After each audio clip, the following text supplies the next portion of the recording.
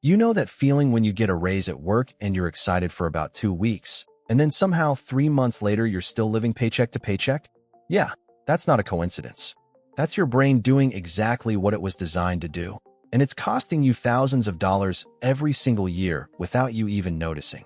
In fact, there's a pretty good chance that right now, today, you're making more money than you were 2 years ago, but you somehow have less money left over at the end of the month.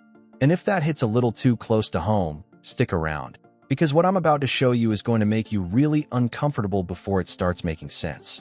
My name is Ely, and I spend way too much time thinking about how people make money decisions. If you're someone who struggles with feeling behind financially despite earning more, hit subscribe and give this video a thumbs up. Here's the thing. There's this phenomenon that economists have been studying for decades, and it has a name. It's called lifestyle inflation, or sometimes lifestyle creep. And before you think this is just about people buying Ferraris when they get promoted, let me stop you right there, because this affects everyone. I'm talking about the person making $40,000 a year just as much as the person making $200,000 a year. The numbers change, but the pattern stays exactly the same. Let me give you a real example. Sarah gets a new job. She goes from making $55,000 a year to $70,000 a year. That's a $15,000 raise, which after taxes in most states works out to somewhere around $900 more per month in her pocket. $900. That's real money. That should be life-changing money. And for the first month, it kind of is. She feels wealthier. She feels more secure. She goes out to dinner a couple extra times. She buys that coat she'd been eyeing. She finally upgrades her phone. Normal stuff, right? But here's where it gets interesting. Fast forward 6 months, and Sarah cannot figure out where that $900 is going. She's not saving it. She's not investing it. It's just gone. And when she sits down to actually look at her spending, she realizes she's now getting takeout 4 times a week instead of once. She moved to a nicer apartment that costs $300 more per month. She bought a newer car because, well, she could finally afford the payments. She upgraded to the premium gym membership.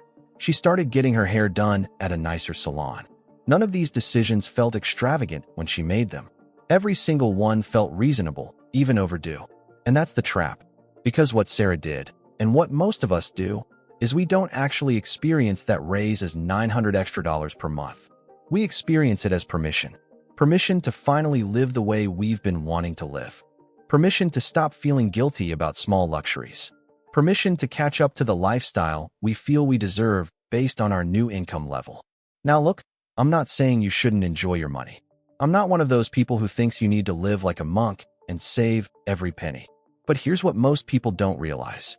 There's actual research on this from a professor at Princeton named Henrik Kronqvist who studied consumption patterns.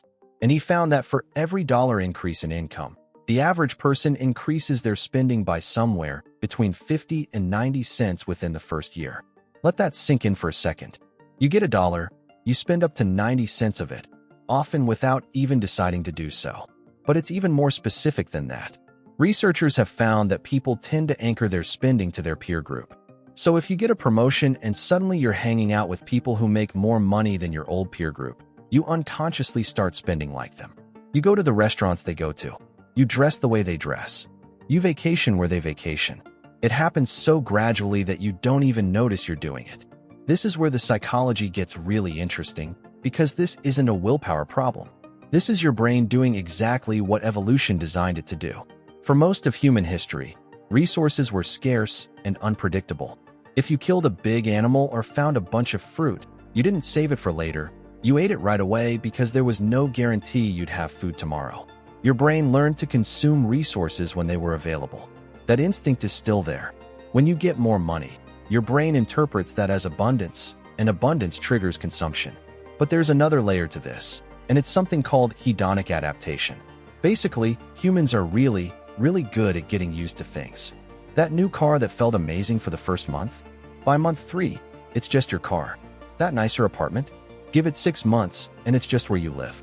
Your brain recalibrates what feels normal incredibly quickly. And once something becomes your new normal, it no longer brings you happiness, but you're still paying for it. So you need something else, something newer, something better, to get that same feeling again. It's a treadmill, and most people don't even realize they're on it. Now you might be thinking, okay, but I'm aware of this now, so I can just stop doing it, right? Well, here's the problem. Lifestyle inflation doesn't feel like inflation when it's happening. It feels like optimization. It feels like you're finally making smart decisions. When you move to a nicer place that's closer to work, you tell yourself you're saving time and reducing stress. When you buy the nicer car, you tell yourself it's more reliable and safer. When you start shopping at Whole Foods instead of the regular grocery store, you tell yourself you're investing in your health. And none of these justifications are necessarily wrong.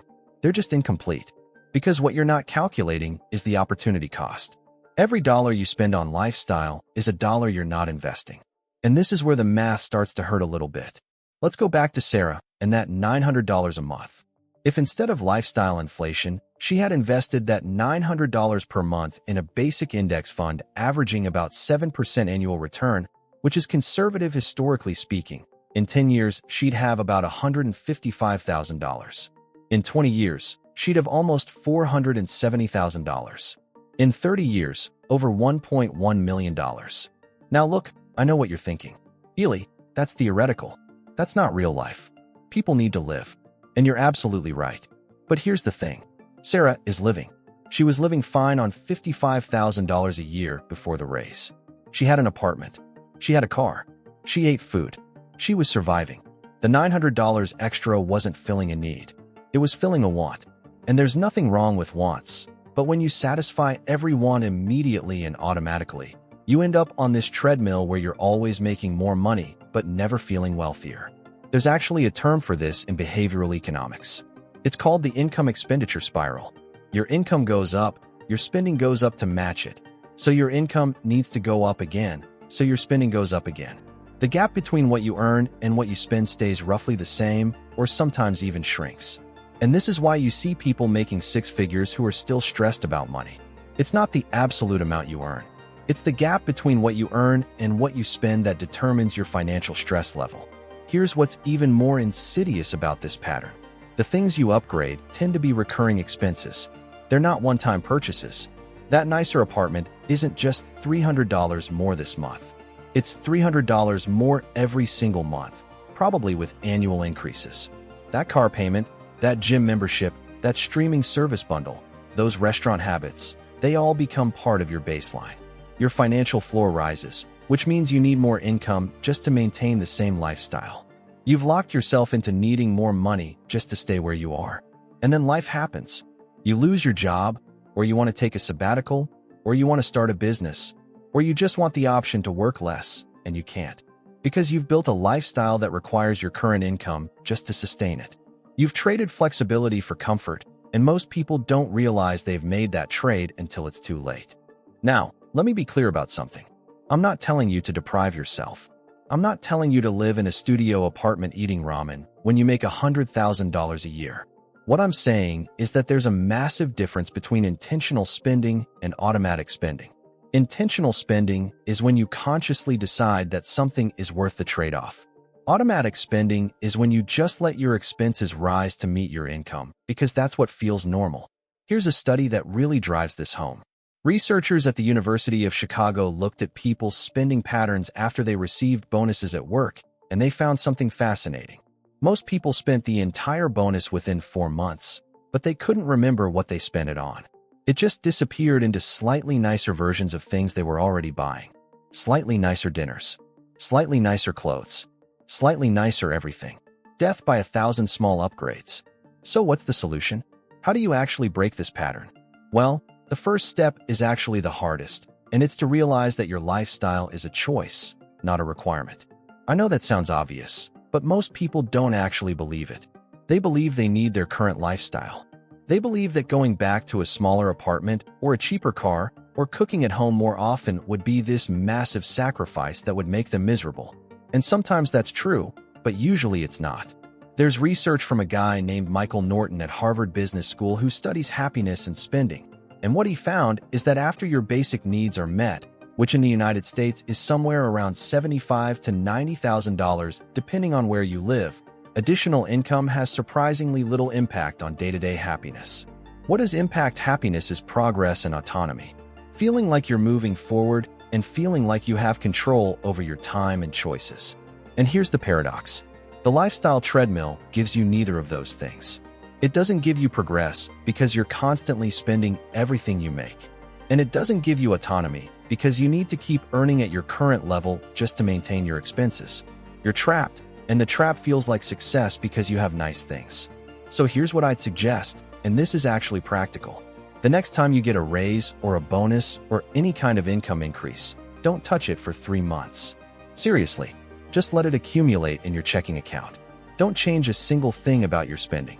And at the end of 3 months, you'll have this pile of money sitting there. And that's when you make a conscious decision.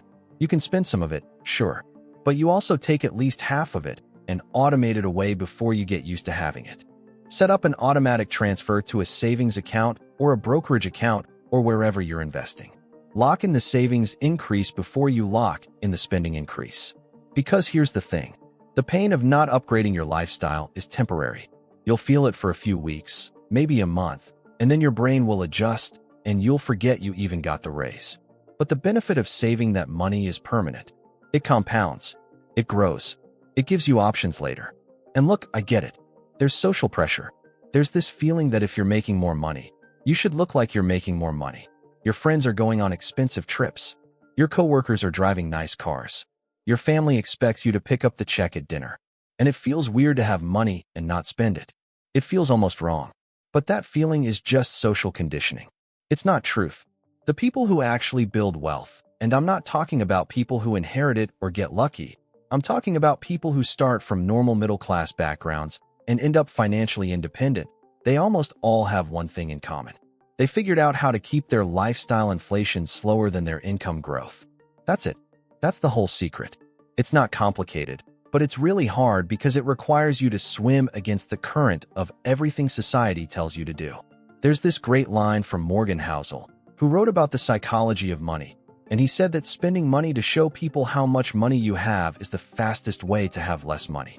And that's exactly what lifestyle inflation is. It's signaling. You're upgrading your life to signal to yourself and to others that you're successful. But the irony is that actual financial success, the kind that gives you freedom and options and security, looks really boring from the outside. It looks like driving a paid-off Honda and living in a modest house and packing lunch most days. It doesn't look impressive, but it feels incredible because you're not stressed about money. So where does this leave us? Well, your lifestyle is always going to want to grow faster than your income. That's just how human psychology works. Your brain is wired to seek more comfort, more status, more pleasure. And companies spend billions of dollars every year trying to trigger those instincts. Every ad you see, every influencer you follow, every time you scroll through social media and see someone's carefully curated life, your brain is being told that you need more, that what you have isn't enough, that you deserve better. And you do deserve better. You deserve financial security. You deserve the option to take risks. You deserve to not be stressed about money. But you don't get those things by spending more. You get them by spending less than you earn consistently over time. And the wider you can make that gap, the faster you get to actual freedom. The good news is that you don't have to be perfect. You don't have to save every dollar. You just have to be intentional. You have to catch yourself in those moments when you're about to upgrade something and ask, do I actually want this more than I want the freedom that saving this money would give me? Sometimes the answer will be yes. Sometimes that upgrade is worth it. But if you ask the question every time instead of just upgrading automatically, you'll find that the answer is no way more often than you'd think. Your lifestyle should grow. Of course it should. As you earn more, as you build wealth, you should enjoy some of that. But it should grow slower than your income, and it should grow intentionally. Because every dollar of lifestyle inflation you avoid is a dollar working for you instead of against you. And over time, over years and decades, that's the difference between being wealthy and just looking wealthy. And trust me, actually being wealthy feels a lot better.